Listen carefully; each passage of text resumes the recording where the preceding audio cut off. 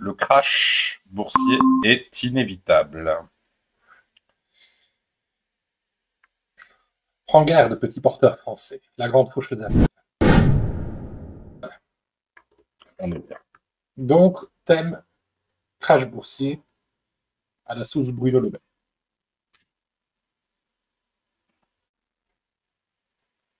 Voilà. On commence par un article de journaldunet.fr, mis à jour le 15 février 2024 à 17h. Donc, c'est un état des lieux. On va commencer avec un état des lieux du PIB 2024 mondial, des puissances mondiales. Et on voit déjà un phénomène assez intéressant. Bon, les chiffres ont été légèrement pipés. La réalité est un peu autre, légèrement autre. On peut voir que les États-Unis sont à 2,1% de croissance. Là où la Chine est à 4,7%. L'Inde à 6,2%. Pas mal. La Russie a presque 2%. Le Brésil a presque 2%.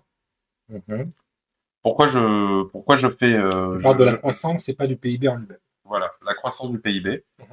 Pourquoi je parle de cette... Parce que c'est les dynamiques qui est important. Un peu partout, en politique, en économie. C'est une dynamique qui nous permet de comprendre vers quoi on va. Là, ce qu'on peut voir là-dessus, c'est qu'on voit que les pays membres des BRICS, notamment, ont un PIB en croissance. En forte croissance. Voire certains, comme la Chine ou l'Inde, qui sont un peu les locomotives actuellement. Ils défoncent tout sur leur passage et tirent avec eux les membres du BRICS. Exactement. Et même la Russie qui fait un bon score, malgré les annonces tragiques de Bruno Le Maire, comme quoi il allait mettre l'économie russe à genoux. Finalement, si on regarde la France, elle est où? Où te caches-tu? 7e place. La France, c'est à 0,6%. Donc, j'ai plus l'impression que, en finalité, on l'a toujours dit, mais les sanctions occidentales vis-à-vis de la Russie, c'est eux qui se sont auto-sanctionnés. Enfin, il y avait déjà un énorme ralentissement avant même le temps Covid. Donc... Oui. Bah, non, mais après... Oui, ils n'ont pas aidé à ce que leur encéphalogramme reprenne du tonus. Voilà. Exactement. Clairement, la Russie se défend bien économiquement, là où la France, ou alors le Royaume-Uni, ou alors l'Espagne. Et tu vois, l'Allemagne, ils disent qu'elle est à 0,3%, alors qu'en réalité, on nous montre actuellement dans les derniers chiffres que ça fait 2 trimestres consécutifs qu'il est en récession. Donc, elle n'arrivera pas à remonter. Donc, tu vois, c'est pour ça, tu vois. Tous les pays, on va dire, d'Europe, hein, sont tous les pays puissants sont plus ou moins tous en récession. Sauf qu'ils essayent de le maquiller. C'est toujours mieux d'être à 0,3 ou 0,6 que moins 0,3. Psychologiquement, c'est plus acceptable pour la population. Ça laisse croire que tout va bien. Des investisseurs vont venir et qui vont tout sauver. Voilà. Mais là, actuellement, l'économie, elle n'est pas bonne du tout. Pour ça, c'est une croissance, tu vois, un peu surestimée. Parce que le calcul du PIB... Parce que Bruno Le Maire nous annonce 1,4%. Puis, il s'est ravisé et nous a dit 1%. On le verra dans un article plus tard. Mais l'économie allemande, en réalité, va très très mal. Et les tensions entre l'Allemagne et la France, donc finalement, l'amitié franco-allemande qu'on avait dit, ou le mariage franco-allemand, a été consumé. Le couple franco-allemand battait de l'aile avant, ensuite l'a fait de chambre à part. Maintenant, ça va, c'est une instance de divorce qui va s'avancer. Exactement. Donc, on va regarder cette petite vidéo qui montre que, apparemment, les Allemands viraient les Français. Non, pas les Allemands. De l'actualité. Des bureaux qui se déchirent entre hurlements et se balancent dossier à la fille. Voilà. Revenons au sérieux. Reportage d'Europe 1 sur YouTube. L'été, Fanny, Emmanuel Macron se rend en Allemagne aujourd'hui et demain. Rencontre informelle avec le chancelier allemand Olaf Scholz. Au menu transformation industrielle, souveraineté écologique et défense européenne. Un rendez-vous sur fond de rivalité économique. L'Allemagne est en récession alors que la France devrait finir l'année avec une légère croissance.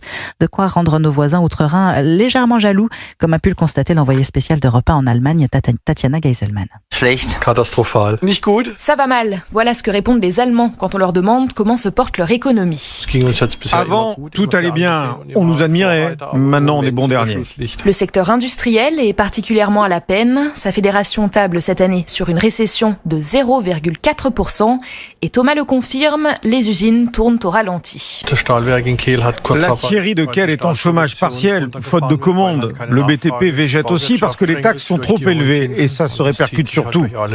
Notamment sur le commerce. Gérant d'un restaurant à Kehl, Franz a vu sa fréquentation dégringoler en un an. Avant la pandémie, le restaurant était toujours complet, 70 couverts le midi. Maintenant, on en a maximum 20 par jour.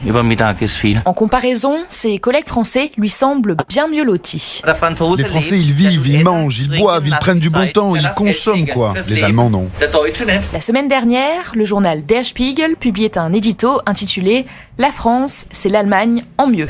Tatjana Geiselman, la morosité économique de l'Allemagne, mais aussi la position du gouvernement sur l'immigration ou le climat ont coûté cher au chancelier hier.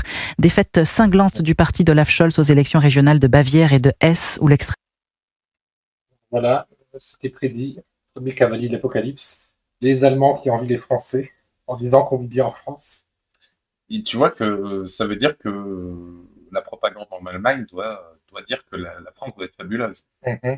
Alors qu'en réalité, la situation en France est catastrophique. Ah, ils ont trouvé un bouc émissaire, ils ont pris ce qu'ils avaient sous le coude. Directement sous le coude. 10 francs Reich. L'homme mort qui dit Europe 1, chaîne de radio allemande à la base. Oui, mais c'est ça, ironie du sort, quoi. Ironie du sort. Mais... En France, c'est la que douce, ils consomment, ils vont au restaurant, ils mangent. Mais tu vois, donc, ça va pas du tout. Bon, ça s'explique notamment avec le sabotage de Nord Stream qui a fragilisé l'industrie allemande et qui les fout dans une sauce sans nom. Mais ça, on l'avait déjà détaillé dans nos précédentes vidéos. En résumé, Nord Stream, pourvoyeur de gaz depuis la Russie vers l'Allemagne. L'Allemagne avec le gaz, indépendance énergétique vis-à-vis des autres pays et énergie à bas coût. Sans Nord Stream, l'Allemagne n'a plus d'énergie. Du coup, tout le coût de production augmenté et l'Allemagne maintenant travaille dans l'argent. Exactement. D'autant plus, un autre facteur qui montre qu'un crash est imminent, c'est le moral des ménages. Voilà, on reste sur le moral des ménages français,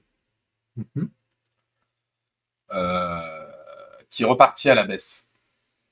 Et reparti à la baisse. Enfin, ouais. Il décroît. Quoi.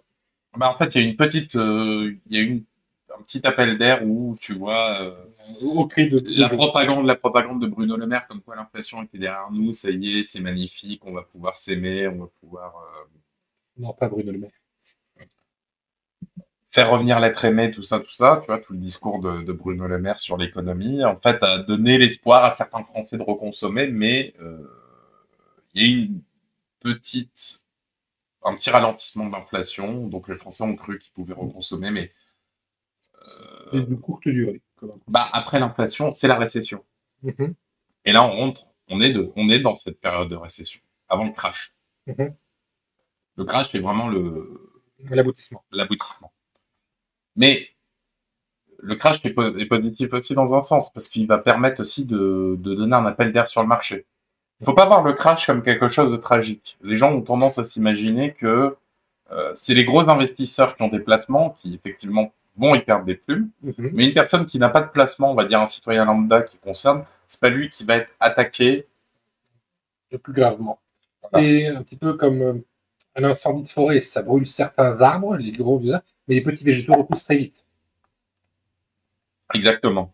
Donc, il faut pas voir le crash comme quelque chose d'anxiogène. À la limite, ça va être bénéfique puisque les prix vont redescendre parce que justement, l'économie est justement en surchauffe parce que les commandes ne viennent plus parce que les gens n'ont plus les moyens avec l'inflation de consommer. Donc forcément, les carnets de commandes sont pas remplis dans les usines. Donc forcément, ça crée une zone de friction et le crash vient pour harmoniser le tout. On va voir avec différents tableaux pour illustrer comment ça marche. Quelle est la mécanique qui suit une période de récession telle qu'on a, à quoi ça conduit et comment ça rebondit ensuite. Écoutez du coup l'article, on va pas le lire, on va le faire écouter, ce sera mieux. Écoutons le Figaro. Le moral des ménages français est reparti à la baisse en février. Les Français sont pessimistes concernant leur avenir, ils prévoient une baisse de leur niveau de vie en raison du contexte actuel. Les Français en ce début 2024 sont mis à rudes épreuves, entre les grèves à répétition de la SNCF, des taxis et de la police, la mobilisation agricole, l'inflation grimpante et l'approche des JO. Le contexte particulier a provoqué une rechute du moral des ménages français en février après plusieurs mois d'embellie, perdant 2 points sur un mois pour s'établir à 89, bien en dessous de sa moyenne historique fixée à 100, a indiqué mardi l'INSEE. Au cours du 2e mois de l'année, la proportion de ménages, estimant que les prix vont accélérer, dans les 12 prochains mois a fortement rebondi, plus 7 points, après un recul de 5 points en janvier, détaille l'Institut national de la statistique et des études économiques. La part de ménages qui jugent opportun d'effectuer des achats importants a elle nettement reculé, moins 5 points, effaçant sa progression de janvier, plus 5 points, et demeurant bien au-dessous de sa moyenne de long terme, selon le communiqué de l'INSEE. Les ménages sont également plus pessimistes sur leur situation financière future, l'indicateur en question perd 3 points, et leur capacité d'épargne actuelle, moins 4 points. En février, la part des ménages qui considèrent que le niveau de vie en France va s'améliorer au cours des 12 prochains mois s'est aussi replié, moins 4 points, et l'indicateur reste bien inférieur à sa moyenne de longue période.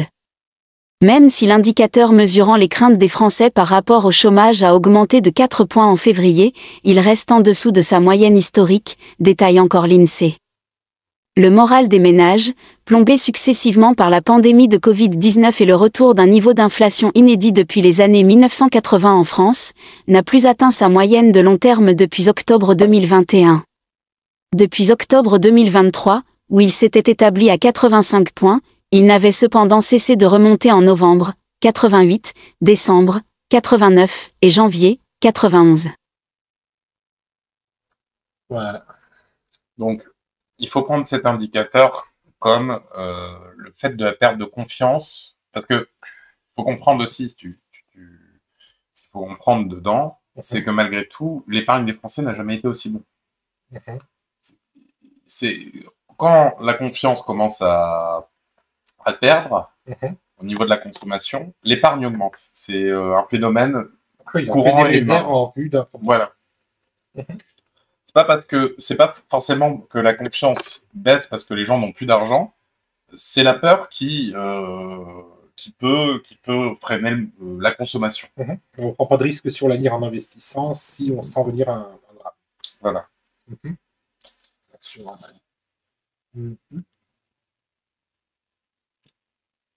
Par contre, il y en a un qui l'a compris, c'est notre cher sinistre de l'économie Bruno Le Maire, qui veut lancer un produit d'épargne européen. Le but est d'aller piocher dans l'épargne dormant des Français. Lui, il l'a compris.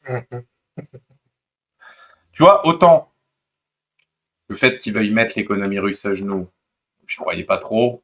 C'était très drôle, c'était amusant. Autant pour la France. Autant l'inflation était derrière lui alors que le pic n'était pas encore atteint. Bon, c'était drôle. Mais là, sur ce coup-là, je crois tout à fait capable de le faire, Adam. Sur la photo, il est déterminé. Ouais, il le dit, je les tire. Donc, l'objectif est de mobiliser les capitaux privés au service de la croissance. Le ministre français des Finances, Bruno Le Maire, a proposé vendredi 23 février, donc tu vois, c'était la semaine dernière, la création d'un produit d'épargne européen, avec les États de l'UE qui le souhaitent. Tu vois. Il y en a certains qui disent « Oh, tes conneries, Bruno !» Ce qui ne fait pas le consensus sur les 27. Tu vois. Non. Il faut le savoir.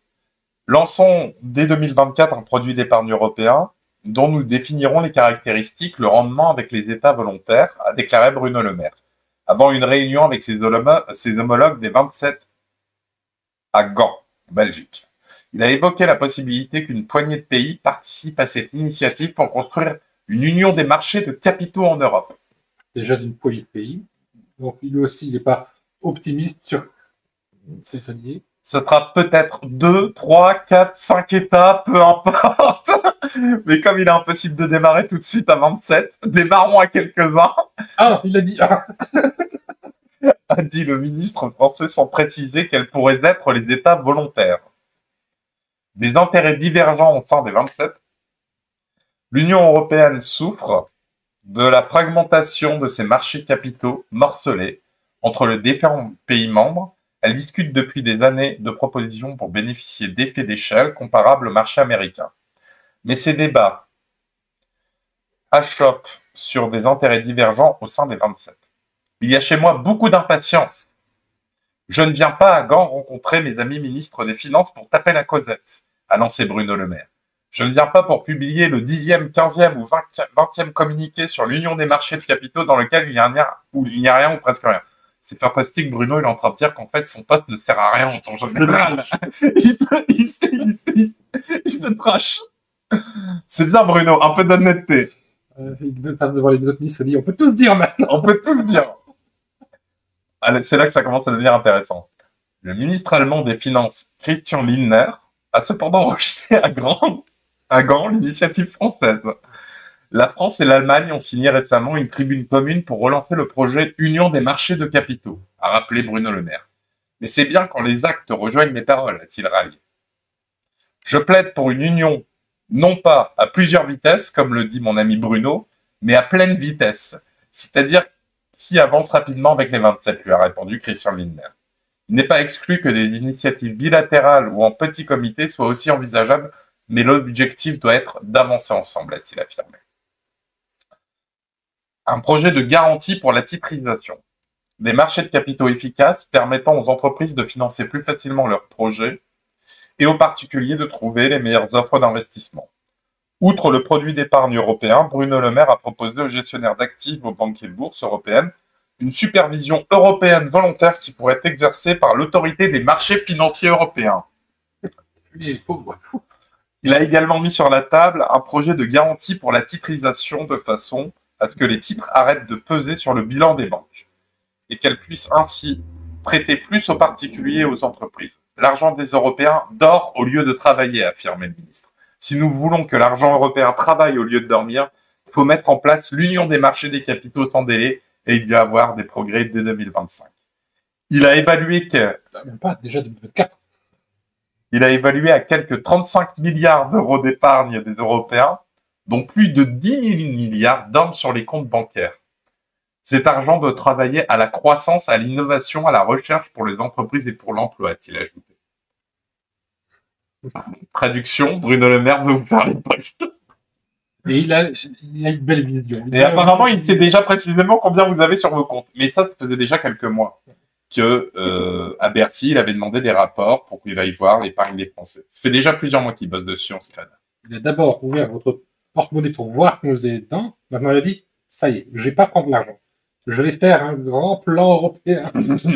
Et vous allez donner votre argent. Un grand plan européen à 2, 3, 4 ou 5. Bon, il sait pas trop. En tout cas, il veut l'épargne des Français. Celle-là, il peut l'avoir. Exactement. Ben oui, le gouvernement a économisé son plan, c'est moins 10 000 milliards, c'est ça, de dépenses gouvernementales. Et là, un plan de 10 000 milliards qui donne sur des comptes bancaires. Il y a une redondance. Non, parce qu'il me semble, ouais, c'est parce que il me semble que c'est 300 milliards. 300 milliards, la dette de l'État, la dette actuelle de l'État français. Donc en fait, ce serait un beau capital pour ressourcer. Mais en contrepartie, pourquoi il est urgent dès 2024? Parce que le poids de l'administration française, comme moi je l'ai souvent dit, je pense que tu partages aussi mon point de vue sur la question. De l'administration en elle-même. Oui, des dépenses de l'État. Administration, dépenses de l'État, c'est un point nuance davantage. Il faudrait que je décortique les dépenses de l'État. Après, les dépenses de l'État, tu vois, est-ce qu'on peut mettre les rapports de McKinsey dans les dépenses de l'administration? Oui, mettons ça dans l'administration. Bon, alors dans ce cas-là, oui. Donc, les dépenses de l'administration sont colossales, parce que en fait, c'est juste géré comme des ploucs. une structure qui s'effondre sous son propre poids. Au point où il y a eu le Covid, il y a eu le choc du Covid, ils n'ont pas voulu faire d'économie. Il y a eu l'inflation, ils n'ont pas voulu faire d'économie. Et là, Bruno, qu'est-ce qu'il annonce aussi? Nous avons donc décidé de réviser la croissance de 1,4 à 1% pour 2024, avec comme objectif de garder la maîtrise de nos finances publiques. Et donc, comme nous gagnons moins, il y a moins de croissance, moins de recettes fiscales, eh bien, il faut dépenser moins. On gagne moins, on dépense moins. Très précisément, nous allons, avec le ministre des Comptes publics, réduire de 10 milliards d'euros les dépenses de l'État en 2024. Et j'insiste sur le fait que ce n'est ni le budget de la sécurité sociale, ni le budget des collectivités locales qui est touché, c'est l'État qui se serre la ceinture, on gagne moins, on dépense moins, et on fait porter l'effort sur l'État. Vous ne voulez que partir. Tu vois, c'était il y a 9 jours, il a popé sur... comme ça, il a fait son petit discours. Attends. Il y a Dom Mort qui dit « Si les emprunts européens étaient un bon investissement, il ne serait pas nécessaire de pousser les gens à s'y mettre. Alors que là, clairement, les bons du trésor mexicain ou indonésien promettent un meilleur rendement. » Et effectivement, tu as raison, Dom Mort. Il y a rien d'intéressant sur les placements. On peut investir dans la tequila. Mais tu vas voir, il y a même mieux actuellement. Parce qu'il y a une nouvelle bulle. Si le crash n'est pas venu, c'est qu'il y a une nouvelle bulle qui a été créée. Alors, on a déjà eu les bulles immobilières, on a eu la bulle Internet, on a eu la bulle... Quelle nouvelle bulle alors? Qu'est-ce qui peut entraîner un enjeu d'investisseurs en masse? D'abord, on va regarder ici les graphiques du CAC 40 qui revient justement sur ces différentes bulles et comment ça s'est passé. Donc, on voit qu'ici, il y a eu la bulle d'Internet en 2000. Donc, la courbe a monté très très haut, de manière irraisonnable, puisque tout le monde a spéculé sur les actifs liés à Internet. Puis, ça s'est écroulé. Ensuite, bon, on a eu la crise en 2008, qui est plus récente. On se rappelle tous, c'était la crise des subprimes. On voit pareil, ça a monté. Pouf. On voit qu'il y a eu le Covid. Mais c'est pas encore vraiment une bulle. Non, le Covid a retardé une bulle émergente, on dirait. Oui. Il y a un tracé qui se dessine, mais le Covid a marqué un temps d'arrêt. Ici, c'est l'inflation et la guerre en Ukraine. Mais ça remonte encore. Mais quand tu vas voir le nouveau indice du S&P, tu vas comprendre. Donc, le CAC 40, c'est la bourse française, le S&P 500, c'est les 500 plus grandes entreprises américaines. Voilà, c'est pour... On est là. Tu vois, là, le graphique qui s'arrêtait là. On est là. On est juste à côté d'une énorme falaise. C'est amusant.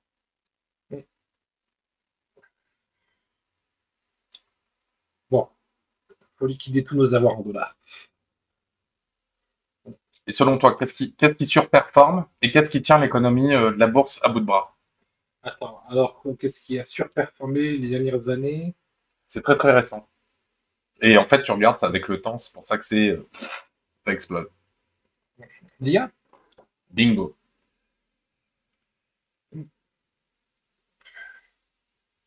Attends, alors, mais l'IA, ça serait alors une bulle spéculative d'Internet bis. C'est la même chose que la bulle d'Internet, mais on le booste. Exactement, parce que tu vois, Internet, moi je le vois comme ça. Internet, moi je me rappelle, quand Internet avait été créé, je me rappelle des conneries, des fantasmes sur Internet qui étaient monumentaux, que je retrouve à mes yeux quand j'entends parler d'IA aujourd'hui. Ah, c'est vrai, on prévoit tout et n'importe quoi pour l'IA. Et on fait l'accentuation comme à la bulle d'Internet sur le négatif. Le deepfake, enfin tu vois, on est déjà en train de... L'IA est déjà stéréotypée dans son stéréotype. Sauf que ça craint. Ça craint pas parce que l'IA est une vraie technologie, comme Internet c'est une technologie. Elle va être utile, mais comme toute nouveauté, il y a une spéculation. Et après, il faut revenir aussi sur le fondamental. C'est que maintenant, les particuliers ne passent plus par des spécialistes traders pour financer justement leurs trades. Maintenant, c'est les particuliers. Donc, en fait, c'est surtout sur des tendances. Plus tu vas dire plus les influenceurs vont dire sur YouTube ou que sais-je aux particuliers que l'IA, c'est le futur, faut investir. Ben, tu vois, monsieur et madame Michu qui va investir sur l'IA. Les micro-porteurs, pour les appeler comme ça. On va appeler ça des micro-porteurs. Un peu, tu vois, comme quand il y a eu une bulle sur le Bitcoin. Et rappelle-toi, avec Elon Musk qui avait annoncé qu'il fallait miser sur le Bitcoin. Et je sais plus si tu te rappelles la courbe, comment elle avait pété à ce moment-là. Il ne veut pas se livrer à ce genre de jeu avec les champs. Et en fait, si. Et en fait, c'est aussi pour ça que tu peux voir, tu vois, des sociétés qui normalement devraient monter ne montent pas. Donc le marché est dérégulé par le particulier. Ça, c'est une des menaces. Parce que ce genre de façon de faire dérégule complètement la logique de la bourse. Le marché est instable déjà psychologiquement parlant. La peur de perdre une valeur crée sa dépréciation, malgré le fait que physiquement, elle n'a pas changé. Ça, c'est la bourse qui a toujours été instable. Donc là, on peut voir, tu vois, que souvent des valeurs technologiques. Donc, est-ce une bulle spéculative, l'IA? Cette progression fulgurante des marchés a suscité aussi les craintes de vivre de l'euphorie précédente, l'éclatement des bulles financières. L'intelligence artificielle est même comparée à la bulle d'Internet au tournant des années 2000. Et ça, je partage totalement cette vision-là. Je sais pas si tu te souviens, il y avait même X-Files à l'époque. Tu vois, à l'époque de la bulle d'Internet. Où tu vois, genre, t'avais Scully qui faisait... Appeler l'Internet. Je vais appeler Internet pour avoir les données, comme si c'était une personne physique, Internet, tu vois. Et je pense que l'IA, tu vois, les gens ont du mal à comprendre déjà la logique, parce que t'as plusieurs l'IA, t'as plusieurs façons de comment les créer. Et les gens, en fait, ont des fantasmes parce qu'ils ne comprennent pas déjà le sujet par lui-même. On voit ça comme le génie de la lampe. Donc, exactement. Fantasme du projet. C'est ça. Il va te reproduire un article de Wikipédia sur un prompt simple. Après, quand tu commences à pousser l'IA dans ses travers, tu vois qu'elle a des grosses difficultés, qu'elle a passé, que c'est... C'est comme les premières retouches Photoshop. Les gens pensaient, ah non, c'est fini, on ne peut plus distinguer le réel du faux. On a même adopté le verbe photoshopper. Et puis c'est passé. Donc, ce que tu peux voir, c'est que... Donc, on va reprendre l'article. Cette envolée des cours a lieu en outre alors que la croissance économique est atone en Europe et que les États-Unis ont passé une bonne partie de 2023 dans la crainte d'une récession, finalement largement infondée. La hausse actuelle est presque sans précédent, avec le S&P 500 progressant lors de 15 des 17 dernières semaines, illustre Henri Allen de la Deutsche Bank. Il souligne notamment que la hausse actuelle est concentrée dans quelques entreprises, notamment dans la tech américaine. Ça rejoint ce qu'on disait. Même en Europe, les principaux indices boursiers sont très concentrés, explique John Plassard, spécialiste de l'investissement chez Mirabeau. Le CAC 40 reste très sensible aux valeurs de luxe, LVMH en tête. Cette situation rend le marché sensible à d'éventuelles chutes, comme celle connue sur l'ensemble 2022 par Nvidia, Facebook, Apple ou encore Amazon. Oui, Amazon, c'est parce que pendant le Covid, tout le monde investissait massivement pour une livraison à domicile, etc. Nvidia, c'est carte graphique, c'est ça? Carte graphique, ouais. Mais là, ils ont sorti une nouvelle carte graphique avec IA. Facebook, oui. Et Apple? Facebook avec Meta. Bon, après, là, on va voir, donc voilà. Et en fait, c'est ce qu'on appelle, ceux qui tirent, en fait, l'économie américaine, c'est ce qu'on appelle les 7 magnifiques. Donc, on va voir qui sont les 7 magnifiques. Je vois un dragon, un tigre, peut-être. Donc, l'expression les 7 magnifiques est traduite de l'anglais Magnificent Seven, faisant elle-même référence aux 7 mercenaires, le remake américain du célèbre film japonais. Les 7 samouraïs réalisés par Akira Kurosawa, utilisés pour la première fois dans un contexte économique et financier en 2023 par Michael Hartnett, un analyste de Bank of America. Elle désigne Michael Hartnett, une analyste. Michael Hartnett, une analyste de Bank of America. Michael, c'est pas masculin. Michael, c'est pas Michael, c'est Michael. De toute façon, elle peut être ce qu'elle veut maintenant. Ouais. Voilà. Elle désigne 7 entreprises américaines cotées, dont les performances ont été exceptionnelles en 2023, et dont le poids dans la capitalisation boursière des marchés outre-Atlantique et mondiaux est devenu, au fil des années, considérable. Ces entreprises sont les GAFAM. Donc maintenant, Google, c'est plus Google, c'est Alphabet. Ils ont, justement avec l'IA, ils ont restructuré, maintenant c'est Alphabet. C'est le BABA. Voilà. Amazon, Meta, ex-Facebook, pareil avec le métaverse, ils ont essayé. Change le nom parce que ça marchait plus. Apple et Microsoft, auxquels s'ajoute Nvidia, une société leader dans la production de matériel logiciel en lien avec l'intelligence artificielle, et Tesla. Signe de l'engagement pour les valeurs. Tesla, je me rappelle l'année dernière, pour moi les performances étaient déjà incroyables. Moi je le voyais déjà Tesla comme une bulle. Et effectivement la bulle de Tesla elle a pété. Et elle reviendra plus. Tesla c'est la seule qui est un peu en difficulté et je pense que elle reviendra pas. Parce qu'elle a été trop cotée. Trop rapidement. Comme tu peux voir, regarde, ça c'était de janvier à décembre 2022. Regarde les performances qu'ils nous ont fait. On est passé sur des valeurs à $100. Pour Nvidia, on est monté jusqu'à 350. Mais attends, 2023 a été plus fou encore. Tu vois, Nvidia a fait plus de 138,9%. Meta a fait 194,1%. Tesla fait 101%. Là c'était. Mais aujourd'hui, les courbes, c'est parce qu'ils sont pas actualisés. Je les ai vus passer. J'ai pas trouvé un document vraiment explicatif. Mais en gros, on est sur une valorisation moyenne à 589% actuellement. Aujourd'hui, à l'heure où je te parle. Et généralement, quand une bulle a pété, c'est ces taux-là qui ont été atteints. Ah, d'accord. C'est quand ça s'emballait réellement. On Voilà. voit plus le sommet, ben justement, c'est là où on tombait. En fait. Exactement. Parce que tu vois, de l'autre côté, des entreprises comme Zoom qui avaient cartonné pendant Zoom, la bourse, on va regarder. Hein. Zoom, bourse. Tu vas voir que Zoom, par contre, n'a pas réussi n'a pas suivi le coche. N'a pas suivi le coche, alors que on va regarder Zoom, bourse direct, action Zoom Video Communication Incorporation. On va essayer de trouver un graphique. Là, je sélectionne pour une durée. On va regarder sur 10 ans. Tu vas voir. Ah oui, là, on le voit. Tu vois, là, c'était pendant le Covid. Ouais, t'as raison. C'est passé de 100 à 500, donc oui. Donc, Zoom a été une bulle aussi. Zoom a été une sacrée bulle. Et tu vois, regarde, il est revenu, en fait, quand il y a un crash, on revient au niveau, en fait, d'avant la valeur d'origine. L'emballement de la bulle. Donc, en fait, il y a forcément des gagnants et des perdants. Hein. Ceux qui vont retirer leur mise à temps vont être les gagnants.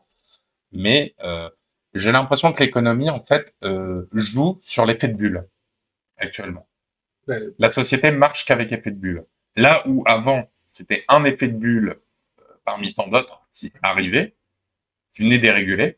Là, maintenant, j'ai l'impression que l'économie, en fait, est spéculative dans le sens où on crée les bulles et on les démonte. On recrée les bulles et on les démonte. Mais c'est comme ça que fonctionne la bourse, par spéculation. Non. Spéculation, normalement, tu as la bourse, tu vois, quand tu regardes la vision de Warren Buffett, tu dois avoir une courbe des fondamentaux. Et sur ces fondamentaux, tu as une ligne comme ça. Et ils estiment que si tu es au-dessus, il y a des risques. C'est le moment où il faut vendre. Et si tu es en dessous, c'est le moment pour acheter. C'est comme ça que ça fonctionnait avant la bourse. Le problème, c'est qu'aujourd'hui, tu vois, regarde sur 6 mois, tu as des fluctuations qui sont impressionnantes. Ça, c'est plutôt inédit dans l'histoire de la bourse. Alors peut-être que c'est orchestré volontairement, justement, pour rafler énorme mise. Maintenant, on va regarder Nvidia, tu vois, c'est incroyable. Là, je me souviens encore, Nvidia, c'est juste des cartes graphiques de ordinateur.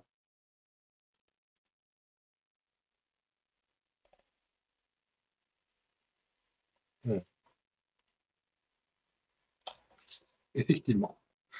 Valeur la plus basse, $4,20. Valeur actuelle 823 $. $823, ouais. Valeur haute, c'est 800. La moyenne, elle est à l'ouverture, elle est à 793. Mais dernière valeur à 722. La vache. On aurait investi dans Nvidia il y a 10 ans. Ah ben... Marc, il dit Musk pourrait faire pour les actions Tesla ce qu'il a fait pour le cours du BTC s'il n'a pas perdu son mojo depuis. Oui, mais pour le Bitcoin, il pouvait passer pour une autorité parce qu'il était à peu près neutre. Mais après, là, je pense qu'aussi pourquoi Musk est un peu en difficulté avec ses sociétés, c'est que je pense que sur ses prises de position avec X, il y a un empêchement des États. On essaye de le torpiller. Donc je pense que ces affaires sont... C'est comme Hyperloop. Partout, on souligne que ça foire. Exactement. Mais comme tu peux voir, regarde, après, on va aller regarder Microsoft aussi. Microsoft, ils ont fait un... Microsoft, après, c'est un peu différent. Je pense pas que ce soit une bulle spéculative. Moi, je pense que c'est l'arrivée de leur cloud... Microsoft Bourse. L'arrivée de leur cloud sur du jeu vidéo avec leur Game Pass qui ont fait qu'ils ont vraiment matché, tu vois. Le Game Pass, ça peut changer beaucoup de choses. Ben, oui, ils ont raflé un marché en fait très lucratif parce que l'industrie du jeu vidéo, tu vois, on est sur quelque chose. Bon, c'est une bulle, hein. Mm-hmm. Mais je pense que c'est celle qui va mieux se tenir. Microsoft a déjà un passif. Oui, mais tu reviens quelques mois en arrière, on était en train de te dire oui, Microsoft c'est fini. Mm-hmm. Aujourd'hui, on est en train de te dire les valeurs de Microsoft, il faut y aller à fond. Mais et quand tu regardes après, par contre, les entreprises un peu plus conventionnelles, ils font du score de merde. Ils sont au calme plat. Donc, de cette magnifique canalise en plus tous les investisseurs. Voilà. De ne pas aller chercher dans les petites entreprises. Exactement. Du coup, quand il y aura une chute, les petites entreprises, elles, seront paradoxalement plus épargnées, c'est ça? Elles seront au même niveau. De toute façon, elles sont déjà dans la sauce. L'explosion concernera donc les 7 magnifiques. Exactement. Les 7 magnifiques. Toute la tech. En fait. Exactement. Et forcément, ça remettra l'économie à plat. Mm-hmm. Moi, l'économie de la tech s'effondrerait. Non. La valeur boursière qu'elle représente. Voilà, la capitalisation boursière, là, elle est excessive. Mm-hmm. Ça vaut pas ce que ça vaut en part d'action. C'est vendu trop cher, bien trop cher. Mm-hmm. Donc, ça retomberait à... Ça retomberait, tu vois, par exemple, là, pour le cas de Microsoft, éventuellement, si ça pète, on reviendrait sur la barre des 270 à entre 270 et 200. Tu vois? Mm-hmm. Parce que je pense qu'eux, ils vont pas trop manger. Mais là, peut-être c'est le début de la bulle. C'est pour ça que je te dis, le crash, il peut être imminent. Après, les facteurs disent quand même que les crashs de bulles spéculatives, c'est quand, généralement, on fait autour de 500%, 590% de profit. On y est. Sur quelle période? Sur une période de 1 an, une période de 6 mois? Sur une période... Parce que c'est aussi une vitesse, c'est l'emballement qui cause l'effondrement de la bulle. Exactement. Non, mais la perte de confiance de consommation est aussi un des facteurs. Mm-hmm. En fait, il y a ce facteur à prendre en circonstance. Il y a cette survalorisation à prendre en circonstance. Historiquement, c'est ce qui a fait péter les bulles d'Internet, les bulles. Et je pense que c'est pour ça aussi que même l'immobilier, parce que l'immobilier, la bulle a toujours pas pété. Elle a peut-être maintenue artificiellement. Oui. Mais ça a pété dans le cas. Ça n'a pas monté indéfiniment. Exactement. Et en général, plus ça monte vite, plus ça tombe vite aussi.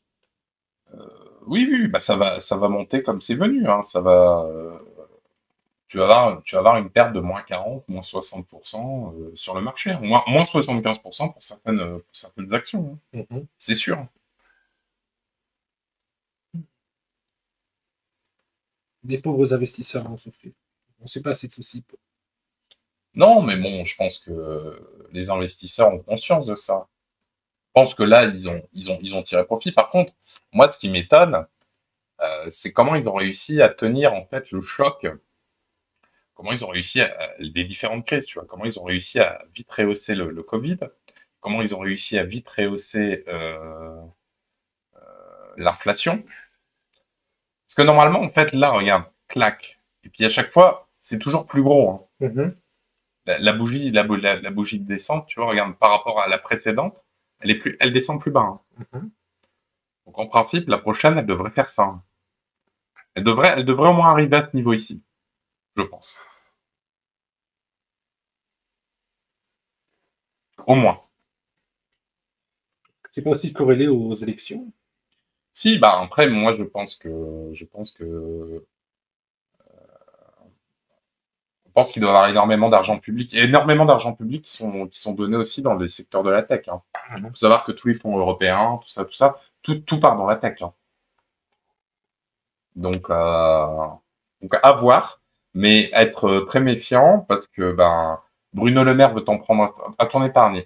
Bruno Le Maire veut réduire de 10 milliards les dépenses de l'État. Bruno Le Maire veut réduire son argent. Mais il a dit qu'il allait serrer la ceinture. Il l'a dit, il ne veut pas le retirer. Il veut pas mentir. Non, mais tu vois, il faut prendre ça sérieusement, tu vois. Bon, c'est Le Maire, j'arrive pas. Oui, il veut de l'argent et il va le prendre là où il est.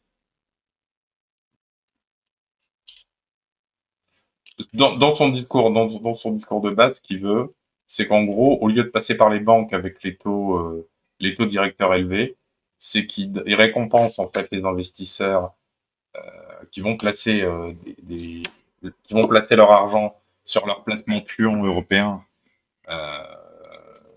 Mais c'est comme s'il venait dire misez sur moi. Mais c'est ça, c'est ce qu'il est en train de dire. Misez sur moi. Et tout le monde lui dit non, ce sera sans moi.